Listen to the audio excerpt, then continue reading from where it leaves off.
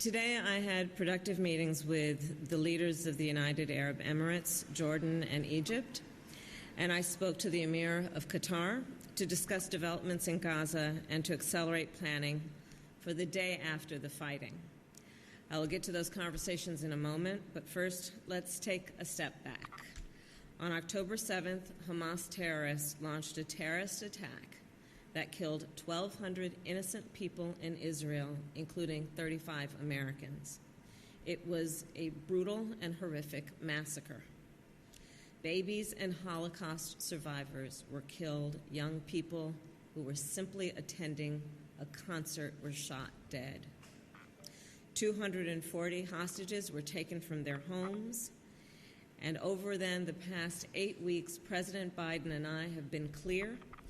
Israel has a right to defend itself, and we will remain steadfast in that conviction. We are working with Israel and our partners in the region to secure the release of all the hostages, which includes Americans. The recent pause in the fighting proved effective. More than 100 hostages were reunited with their families during this time, including 2 more Americans, and humanitarian aid surged into Gaza. As I told the families of American hostages when I met with them, we will not waver in our commitment to bring them home. Let me be also very clear, as I have said before, we cannot conflate Hamas with the Palestinian people. Hamas is a brutal terrorist organization. Hamas has vowed to repeat October 7 until Israel is annihilated. No nation could possibly live with such danger, which is why we support Israel's legitimate military objectives to eliminate the threat of Hamas. President Biden and I have also been clear with the Israeli government in public and in private many times. As Israel defends itself, it matters how. The United States is unequivocal. International humanitarian law must be respected. Too many innocent Palestinians have been killed. Frankly, the scale of civilian suffering and the images and videos coming from Gaza are devastating. I have spoken with members of the Palestinian, Arab, and Muslim communities of America, including those who have lost loved ones in Gaza and American citizens who were injured and evacuated from Gaza. It is truly heartbreaking.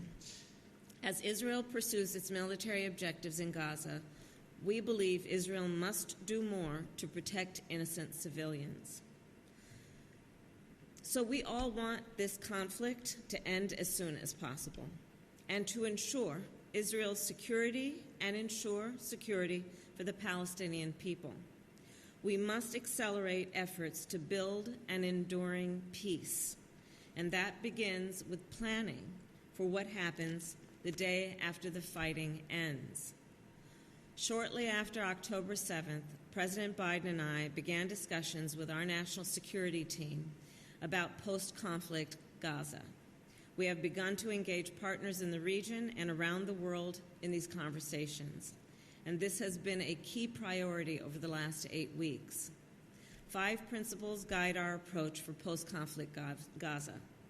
No forcible displacement, no reoccupation, no siege or blockade, no reduction in territory, and no use of Gaza as a platform for terrorism.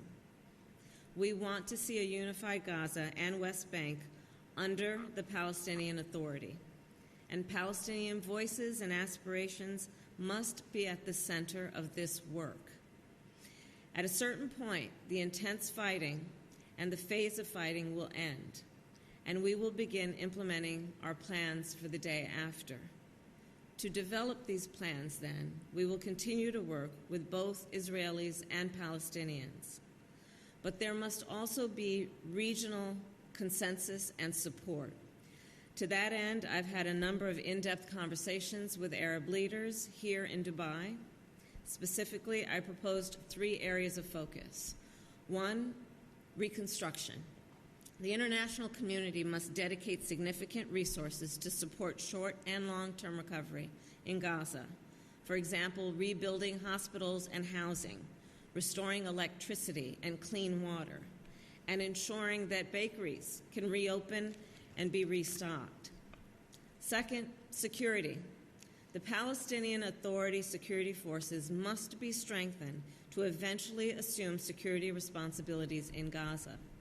Until then, there must be security arrangements that are acceptable to Israel, the people of Gaza, the Palestinian Authority, and the international partners. And to reiterate, and this is very important, terrorists will not be permitted to continue to threaten Israel. Third, governance. The Palestinian Authority must be revitalized, driven by the will of the Palestinian people, which will allow them to benefit from the rule of law and a transparent, responsive government. Eventually, this revitalized PA must have the capacity to govern Gaza as well as the West Bank. We believe progress on these three areas, reconstruction, security, and governance, will improve the lives and livelihoods of the Palestinian people. Further, we have been clear: the Palestinians have a right to dignity and self-determination, and Israelis and Palestinians must enjoy equal measures of prosperity and freedom. They also all deserve a sense of safety and security, and a two-state solution then remains the best path, we believe, toward a durable peace. The President and I are committed to that goal.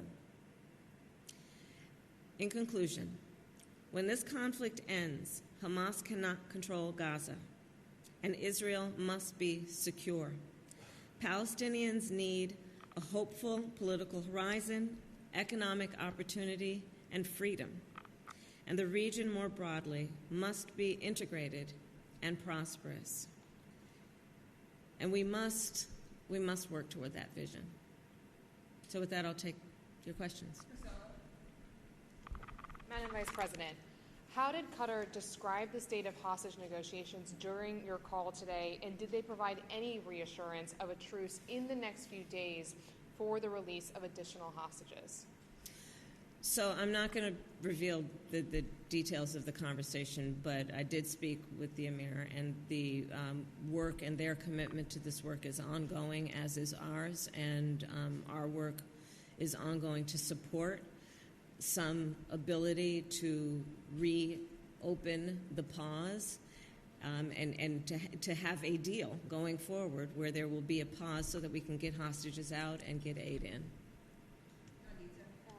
Thank you for doing this. Of course. You laid out your conversations with the regional leaders. You laid out the expectations that you put forward. What specifically, in terms of commitments, were you able to get from them when it comes to post-conflict planning for Gaza? Well, let me just say that the conversations that we had were very productive. And there is, I believe, a mutual desire to figure out how we are going to approach and think about the day after in a way that brings stability and peace to this region and reinforces, as I said earlier, Israel's security, the sense of security and safety for both the Palestinians and Israelis, doing what is necessary to ensure there are equal measures of prosperity and freedom and security for the Palestinian people and for Israel. To that point, Israel has suggested building a buffer in Gaza, and they've been having some conversations about that today and for the past few days. What is the U.S. position on it? And one more, if I may. You mentioned, sort of bolstering the Palestinian Authority so that they can, rule both Gaza and the West Bank. Mm-hmm. What, according to you, should happen to get the Palestinian Authority to that point where they can govern both Gaza and the West Bank? Well, as I said, we have to revitalize the Palestinian Authority, which means giving the support that is necessary for good governance, understanding that on the issues that must be resolved as we think of a plan for the day after, it is about good governance, which will bring transparency and accountability to the people of Gaza and the West Bank. It's also about what we need to do to recognize there must be some plan for security for the region, and I suspect as a plan develops, it will take into account interim and then longer term. And finally, what we must do in terms of rebuilding Gaza and a commitment to that. Can you talk to the buffer zone? The buffer zone, you didn't answer her question on that. What is the question exactly? Israel has been suggesting creating a buffer zone in Gaza, Madam Vice President. What is the U.S. view on that? We have not weighed in on that.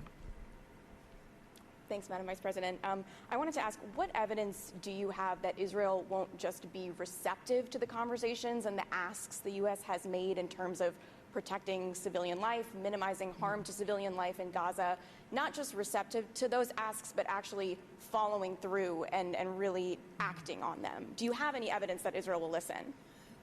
I do believe that they have listened, and I can assure you from the beginning, the President has been very direct and clear about our perspective, for example, that humanitarian laws, the rules of war, must be followed, which includes what must happen in terms of giving humanitarian aid, no intentional targeting of civilians.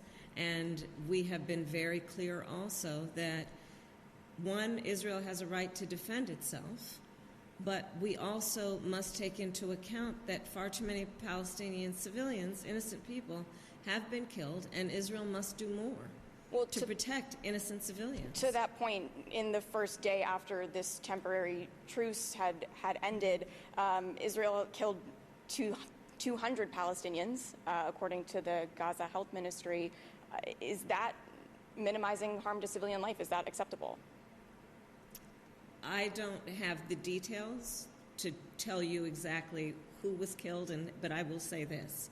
We have been very clear about where we stand on this, which is innocent civilian lives should not be intentionally targeted, and that Israel must do more to protect innocent life in Gaza and innocent civilians in Gaza. And we've been very clear about that, and we continue to make that point, not only privately, but publicly as well, as you see. Will you travel to Israel or the president soon? Okay. Thank you. Thank you. Will you or the president travel to Israel soon? Okay, thanks, guys.